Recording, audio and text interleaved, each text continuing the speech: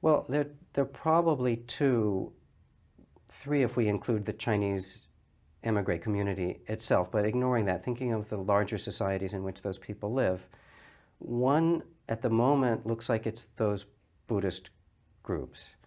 And the question there is, can they make a transition to serving the broader American or European societies, or are they going to remain largely within the ethnic Chinese community or ethnic Taiwanese community? And that remains to be seen. All of these groups, when they travel with ethnic migrants, have to cross a crisis point at some point, and it's usually the second generation. Do we start doing everything in English or not? And they haven't yet reached that transition, and we'll see what happens. It's a real question. Also, the groups currently are led by their original, rather charismatic leaders. When those people pass away, we don't know what happens to those groups, but it's always a crisis of one sort or another. Can they adapt to American society?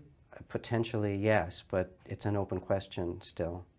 The other kind of influence is what at the moment has been a more New Age kind of thing, as they discuss in that chapter. So there is a lot of picking up, at least of bits and pieces of Taoism, or bits and pieces of theory of yin and yang and five elements and feng shui and all of the divination mechanisms that are related to that, or meditational schemes related to Taoism or broader Chinese society.